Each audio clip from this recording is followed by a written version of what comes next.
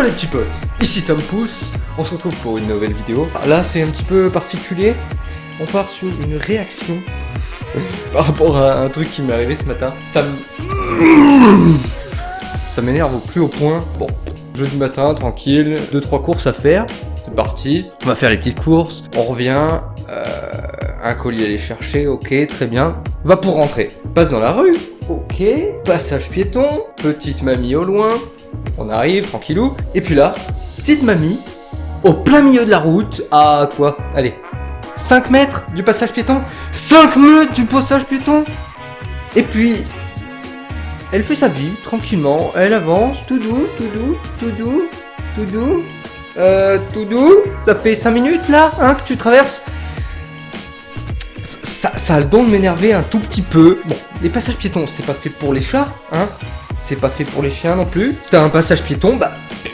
Il y a 50 ans, mamie. Ton passage piéton, il existait déjà.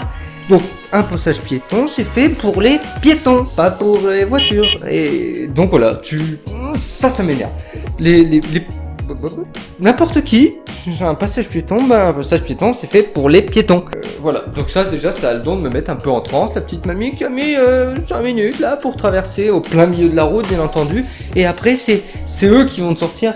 Les jeunes, c'est plus que c'était, hein, respecte pas les personnes âgées. Putain, mais traverse sur ton passage piéton.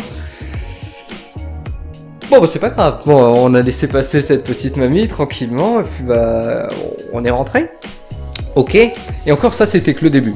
On se gare, on se pose tranquillement, et puis là, qu'est-ce qu'on voit?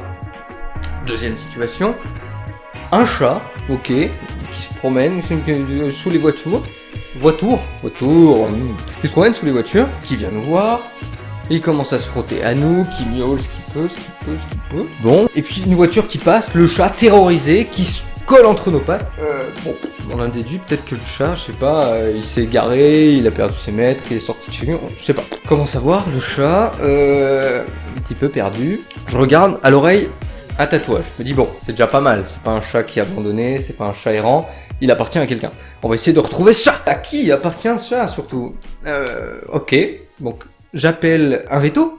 Un veto, oui, bonjour, excusez-moi de vous déranger. J'ai trouvé ce chat errant avec tel tatouage. Est-ce que vous pourriez me retrouver le maître? Alors, elle se connecte sur internet, 1 minute, 2 minutes, 3 minutes, 4 minutes, 5 minutes d'attente. Ouais, allez, 5 bonnes grosses minutes d'attente. C'est pas comme si j'avais déjà attendu 5 minutes que la petite mamie, elle traverse son passage piéton. Ok, elle me reprend. Oui, donc il appartient à un tel.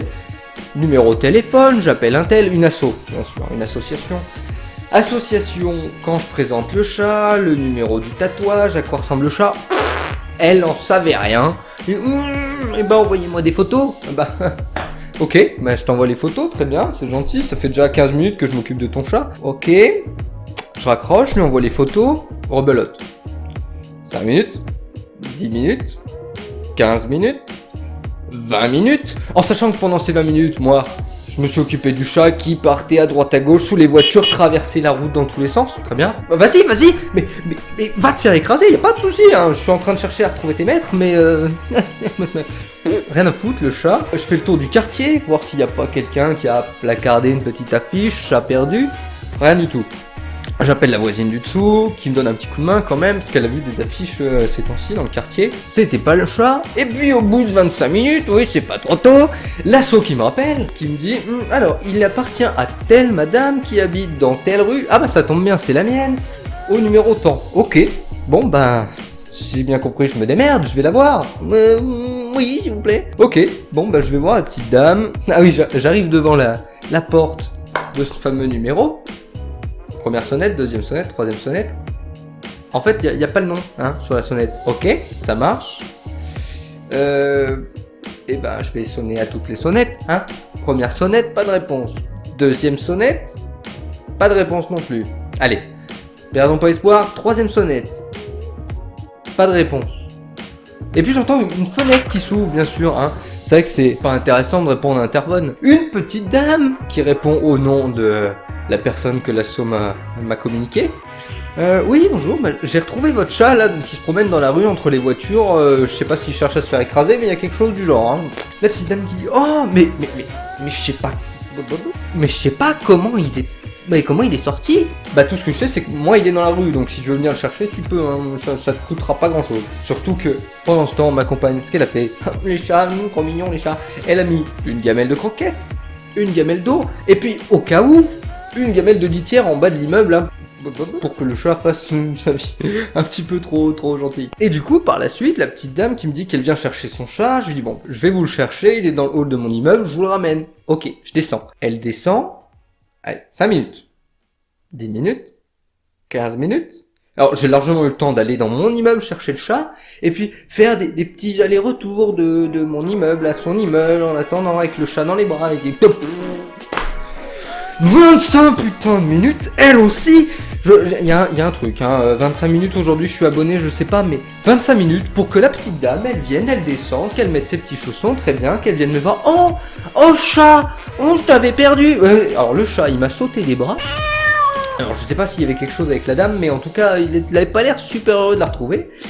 Il me saute des bras, il va faire un petit tour par terre, je retourne attraper le chat, je le donne à la petite madame, un merci tout juste esquissé, et puis le chat qui me regarde avec des billes énormes, je sais pas, est-ce qu'il aime pas sa madame ou il avait un petit faible pour moi? Aucune idée.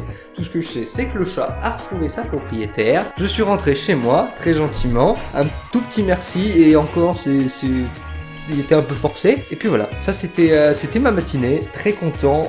Comment perdre 1 heure après 2-3 courses pour finalement manger. Donc moi à 1h30 je crevais la dalle, et je venais enfin de rentrer chez moi. Donc voilà, deux petites morales si je peux faire. D'une, les trottoirs et les passages piétons, c'est fait pour les piétons, c'est pas fait pour décorer sur la route, c'est joli, c'est blanc, c'est la couleur de la neige, très bien. Non, il y a un but, hein, que vous ayez 20 ans, 40 ans, 60 ans, 80 ans, dans tous les cas c'est la même chose pour tout le monde. Par pitié, les piétons, traverser sur les passages piétons, ça fera toujours plaisir, hein, et puis ça évite de foutre le bordel. Ok. Deuxième point, si vous avez un chat, vous tenez à votre chat, faites-y gaffe. Elle sait pas comment elle a perdu son chat, la porte de l'immeuble c'est elle qui l'ouvre, sa porte à elle c'est elle qui l'ouvre, le chat est en 2e étage, ça m'étonnerait qu'il ait sauté du 2e étage sur le peuplier qui est 3 mètres plus loin.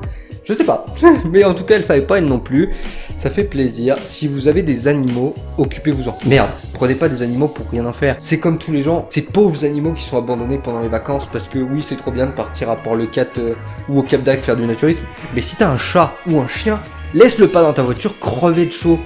Tu le prends pas. Si t'es pas responsable, t'attends, t'as des gosses, tu t'occupes de tes gosses, et une fois que tu te sens responsable, tu prends un chat. Voilà, c'est une petite vidéo coup de gueule. Cette matinée m'a saoulé profondément.